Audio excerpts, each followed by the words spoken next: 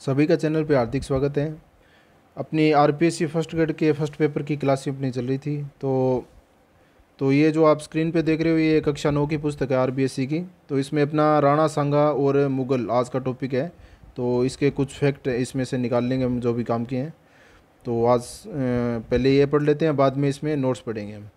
तो महाराणा सांगा का कार्यकाल दिखाया गया इसमें 1509 से लेकर 1528 तक। महाराणा कुंभा के बाद महाराणा संग्राम सिंह, जो कि सांगा के नाम से प्रसिद्ध है, मेवाड़ में सर्वाधिक महत्वपूर्ण शासक हुआ। उसने अपनी शक्ति के बल पर मेवाड़ साम्राज्य का विस्तार किया, राजपूताने के सभी निवेशों को अपने अधीन संगठित किया। रायमल की मृत्यु के बाद सन 1509 में राणा सांगा मेवाड़ का महाराणा बना।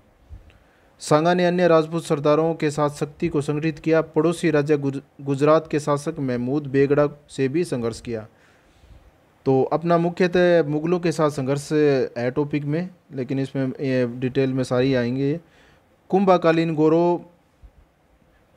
गौरव प्राप्त करने की दृष्टि से मुस्लिम शक्तियों के विरुद्ध संघर्ष करना जरूरी था। सांगा का गुजरात के बादशाह से 1520 में संघर्ष हुआ। इसमें राणा सांगा विजयी हुआ। इस प्रकार मालवा के सुल्तान महमूद खिलजी को भी राणा सांगा ने परास्त करके कैद कर लिया। बाद में अच्छा व्यवहार के कारण अच्छा व्यवहार करने की शर्त पे उसे रिहा कर दिया। महाराणा सांगा ने अपनी शक्ति को संगठित कर दिल्ली सल्तनत के अधीनस्थ मेवाड़ के निकटवर्ती भागों को अपने राज्य में मिलाना आरंभ कर दिया। सन 1517 में दिल्ली के सुल्तान इब्राहिम लोदी व सांगा में खातौली का युद्ध हुआ, जिसमें सुल्तान बुरी तरह परास्त हुआ। तो 1517 में युद्ध हुआ किसका? खातौली का, इब्राहिम लोदी और राणा सांगा के मध्य। और पराजय के बाद सुल्तान ने सांगा को बांडी धौलपुर के युद्ध में भी पराजित किया। तो बांडी धौलपुर का युद्ध हो गया, एक ये हो गया ऊपर वाला इब्राहिम लोदी खातौली का युद्ध। तो दोनों युद्ध हुए इब्राहिम लोदी और सांगा के मध्य। स्थानीय साहित्य में उल्लेख मिलता है कि राणा ने कई बार दिल्ली, मांडू, गुजरात के सुल्तानों को पराजित किया। पानीपत के प्रथम युद्ध में इब्राहिम लोदी को परास्त कर दिल्ली सल्तनत में पर बाबर ने अधिकार कर लिया। तो ये वही कारण बनेगा बाद में। पानीपत का प्रथम युद्ध हुआ था, तो इसमें बाबर ने ये बताया था कि मैंने सांगा से सहायता मांगी थी और सांगा सहायता के लिए नहीं आया था। तो बाद में इसी को युद्ध का कारण बतलाया गया बाद में बाबर के द्वारा। तो इसके बाद देखते हैं, उसके लिए असली चुनौती राणा सांगा की ही थी, क्योंकि राणा सांगा ही उस समय ऐसा व्यक्ति था जो दिल्ली पर शासन स्थापित करने की क्षमता रखता था। दिल्ली उस समय शक्ति का केंद्र मारवाड़ बन गया था। सभी पड़ोसी राज्य सांगा की शक्ति को मान्यता देने लगे। कर्नल टोड के अनुसार 7 उच्च श्रेणी के राजा, 9 राव, 104 सरदार सदैव उसकी सेवा में उपस्थित रहते थे। तो ये क्वेश्चन बन सकता है, कर्नल टोड के अनुसार कौन सा राजा था जिसके 7 उच्च श्रेणी के राजा और 9 राव और 104 सरदार सेवा में रहते थे? तो वो था राणा सांगा। बाबर एवं राणा सांगा के मध्य सत्ता की स्थापना को लेकर संघर्ष था। बाबर ने प्रारंभ में धौलपुर व कालवी पर अधिकार कर लिया। बयाना पर सांगा का अधिकार था। सांगा ने बयाना के युद्ध में मुगलों को बुरी तरह परास्त किया। तो पहला युद्ध हो गया बयाना का, जो भरतपुर में है। तो इस युद्ध में राणा सांगा की विजय हुई थी और मुगलों को बुरी तरह से इन्होंने परास्त किया था। इसके बाद आगे देखते हैं। और मुगल सैनिकों ने सांगा के शौर्य के किस्से बाबर व अन्य सैनिकों को बताए। इसमें बाबर की सेना का मनोबल टूटा। सन 1527 में बाबर व राणा सांगा के मध्य खानवा का युद्ध हुआ और इसके बाद ये युद्ध हुआ खानवा का, जिसमें राणा सांगा पराजित होगा। और पहला युद्ध हुआ था ये बयाना का, तो इसमें राणा सांगा की विजय हुई थी। राणा के प्रहार से मुगल सेना प्रारंभ में विचलित होने लगी। ये युद्ध के दौरान की बातें हैं। बाबर ने राजपूतों के 500 भाग पर आक्रमण कर दिया। इसी बीच तीर लगने से राणा घायल हो गए। राणा को बेहोश अवस्था में युद्ध के मैदान से हटा दिया गया। तो युद्ध भूमि से जो राणा सांगा को हटाया गया था, उसकी जगह युद्ध लड़ा गया था। युद्ध यानी कि कमान संभाली थी झाला अज्जा ने। तो झाला अज्जा था ना, इसने प्रतीक चिन्ह धारण किया था और युद्ध भूमि से घायल अवस्था में सांगा को हटा दिया गया और अज्जा ने प्रतीक चिन्ह धारण करके युद्ध लड़ा। तो एक तो अज्जा है, एक झाला बिद्दा है। ये झाला बिद्दा है ना, ये महाराणा प्रताप के टाइम था और ये झाला अज्जा ये सांगा के टाइम है। तो राणा बेहोश हो गया। इसके बाद होश आने पर राणा ने पुनः बाबर से लड़ने की इच्छा प्रकट की, लेकिन सामंतों ने खानवा में हुए विनाश विनाश की बात कहकर ऐसा नहीं करने की सलाह दी। राणा सांगा ने प्रतिज्ञा की कि जब तक वह बाबर को नहीं हरा देगा चित्तौड़ नहीं पहुंचेगा। राणा सांगा ने जनवरी 1528 को बाबर के विरुद्ध चंदेरी के मेदिनी राय की सहायता के लिए प्रस्थान किया, लेकिन कालपी से थोड़ी दूर स्वास्थ्य खराब होने के कारण 30 जनवरी 1528 को देहांत हो गया। तो अब इस पुस्तक में वो जहर वाली बात नहीं लिखी गई है, इसको जहर दिया गया अपने सामंतों के दौरान उनके। और महाराणा सांगा अंतिम राजपूत सम्राट था जिसने अपने नेतृत्व में सभी राजपूत शासकों को विदेशी आक्रमण से सुरक्षा करने और उनकी वीरतापूर्वक मुकाबला करने के लिए संगठित किया। महाराणा के नेतृत्व में 108 राजा महाराजा लड़ते थे। उन्होंने निरंतर युद्ध, शौर्य एवं पराक्रम से देश की रक्षा की। इसी भावना से प्रेरित होकर जनता ने भी महाराणा का पूरा साथ दिया।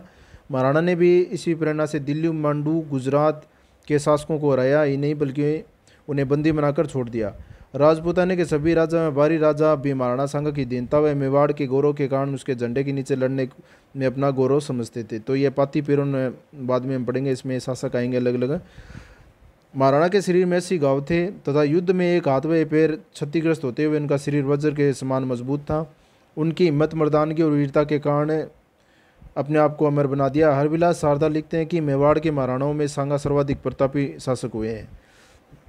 इन्होंने अपने पुरुषार्थ के द्वारा मेवाड़ को उन्नति के शिखर पर पहुंचाया। इतना होने पर भी उन्नत महाराणा सांगा विदेशी शत्रु व कुटिल चाल युद्ध कौशल को नहीं समझ पाए। तो ये बाबर की बात करें क्योंकि बाबर ने तुलगुमा पद्धति अपनाई और तोपें भी थी उसके पास है, तो उसके पास तकनीक बढ़िया थी। युद्ध की तकनीक नवीन तकनीक को अपनाने सके और शत्रु ने इसका लाभ उठाया। तो ये था। इसके बाद मीराबाई आ गई। तो अब हम आगे नोट्स में पढ़ेंगे बाकी डिटेल।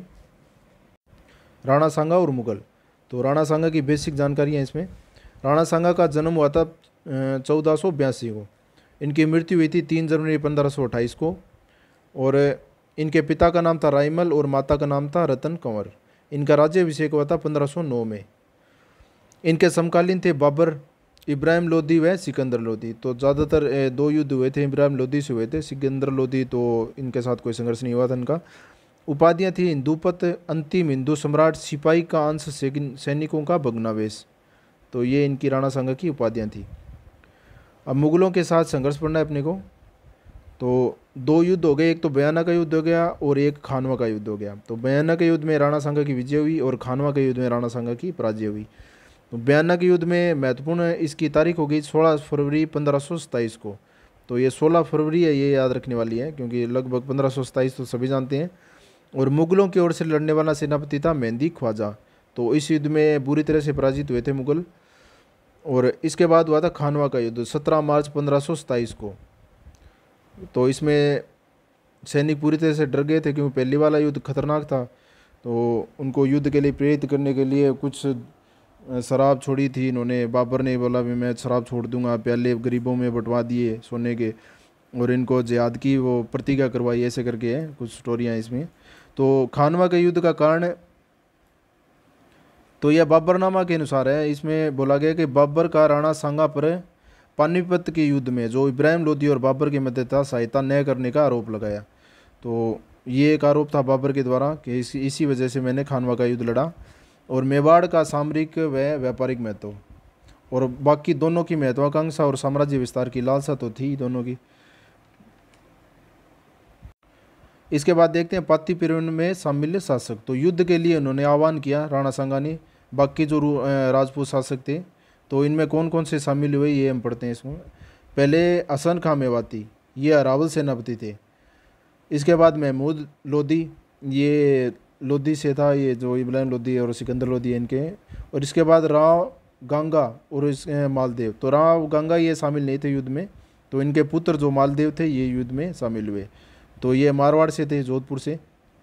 इसके बाद राव जेत सिंह व कल्याणमल, ये बीकानेर के शासक, ये शामिल हुए थे। पृथ्वीराज कछवाहा ये आमेर के आई, आमेर के हो गए। बारमल ईडर राज्य से। और सलद तंवर ये रायसीन से। इसके बाद आगे आ गया अखिराज सोनगरा, ये सिरोही के। इसके बाद मेदिनी राय चंदेरी के, रतन सिंह सलूमर के और जाला अज्जा सादरी के, ये इन्होंने राज चिन्ह धारण किया था बाद में युद्ध के लिए। और अशोक परमार जगनेर के। तो ये शासक थे सारे जो इसमें शामिल हुए थे। बाकी इसमें क्वेश्चन बन सकता है कि इनमें से निम्न में से कौन है पाती पेरवन में शामिल नहीं था, तो इनको याद करना पड़ेगा सभी को। और बाकी इसमें एक इसमें गद्दार भी था, सलेदी तंवर, ये राय सिंह वाला, ये गद्दार था। इसमें इन्होंने बताया था इनको, बाबर को कुछ जानकारी दे दी थी जिनके कारण पराजित हुए थे ये। और बाकी इनमें विशेष और जालात जाइए प्रतीक चिन्ह वाली होगी। और इसमें ये अशोक परमार है, इनको बिजोलिया की जागीर दी गई थी, इनको अशोक परमार को, जो बिजोलिया बाद में आंदोलन पढ़ते हैं, तो बिजोलिया की जागीर थी, इसको अशोक परमार को दी गई थी राणा सांगा के द्वारा। और बाकी इन्होंने ही बाद में राणा सांगा की छतरी बनवाई थी मांडलगढ़ में।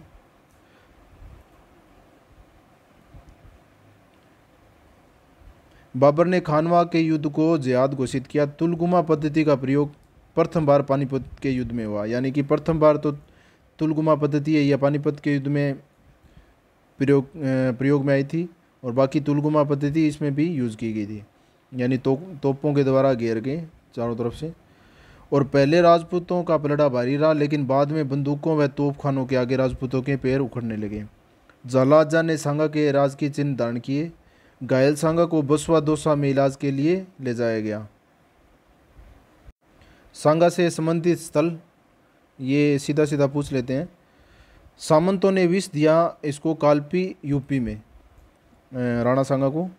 और अंतिम संस्कार राणा सांगा का किया गया मांडलगढ़ भीलवाड़ा में। और समाधि व छतरी इसकी मांडलगढ़ भीलवाड़ा में है। और स्मारक बसवा दौसा में है। तो अगर ज़िले वाइज ये अगर चेंज हो गए स्थान तो आप चेक कर लेना इसको। बाकी ये इनके विशेष स्थल है। बाकी हमने पूरा कंप्लीट कर लिया है इसका वीडियो। तो वीडियो देखने के लिए सभी का बहुत बहुत धन्यवाद। बाकी आगे हम नेक्स्ट टॉपिक करेंगे।